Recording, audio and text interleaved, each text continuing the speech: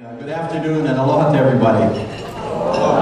I want to especially thank the Hawaii Publishers Association for putting on what is thus far the first and only joint appearance or debate between me and Senator Akaka in a crucial election for Hawaii. And before I get any further, I do want to introduce to you my wife and full partner in this enterprise, Audrey Case.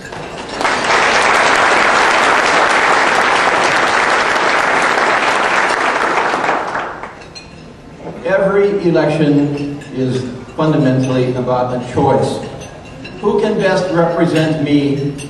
Who can best lead us? But I think we all know that the choice in some elections is a lot more far-reaching than that, and that is certainly true anytime the choice has to do with our United States Senate. Because not only is a United States Senator a leader of his or her state, a United States Senator is, should be, and must be a national leader. There is no option. But let's take it a step further. A United States Senator election is especially crucial today. Just look at the challenges facing our country and world, not just today, but over the next generation. Just look at the challenges of balancing our federal budget. Just look at the challenges of dealing with the rest of our world, an uncertain world. Just look at the challenges of providing and protecting the fabric and framework of our great country. And even given all of that, to take it even a step further, every once in a while, an election does come along that truly makes a difference, that truly represents a fork in the road, that truly represents two distinct roads to travel down. And this is one of those elections.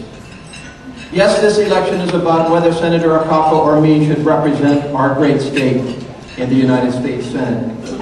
But it is, make no mistake about it, about far more than just that. It is, in fact, about the future direction over the next 25 years of our state, and in part, it is part of a much broader national debate about the future direction of our country, and it is a choice. What are the elements of that choice? First, transition. Every good institution plans its leadership transition. Nonprofit organizations plan for the day when their current leaders must step away and the next generation must take over.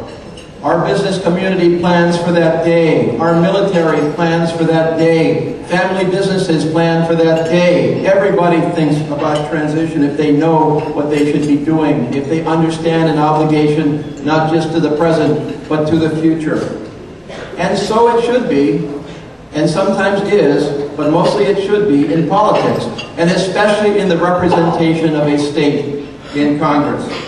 Because every state needs a strong congressional delegation at all times. Every state needs that for the state. Every state needs that because that is the contribution that each state makes to our country. And where does the strength of that delegation come from? Well, first and foremost, ability, but also seniority, experience, relationships, getting the job done. And a state never wants to be left with no ability, seniority, experience, and relationship. Look, for example, at what happened to Washington State some years ago when they lost both of their U.S. senators inside of just about a year. They've really never recovered from that failure to think to the transition. And it is especially true of small states like Hawaii, because if you're New York or California or Texas, chances are somebody will always be able to carry a certain level of seniority, experience, and relationships. But in a small state like Hawaii, you can find unusual times in which you are essentially facing the choice between providing for the future and not providing for the future, and the consequences of not providing for the future can be dire indeed. Let's talk honestly about difficult issues. This is a difficult campaign. This is a difficult choice.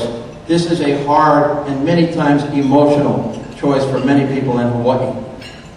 And in that kind of a situation, I always believe that it's important for us to be honest. To be honest with things that we don't want to talk about, perhaps. It is very clear that when we look at our congressional delegation, especially in the Senate, that Senator Inoue easily wields 95% of the influence in that delegation. Senator Inoue is going strong. And I hope he goes on for a long time yet. But his career will end, and the question is, what after that? And we mustn't start from scratch in building up the seniority experience relationships that have enabled Senator Inouye to wield that influence in Congress for us.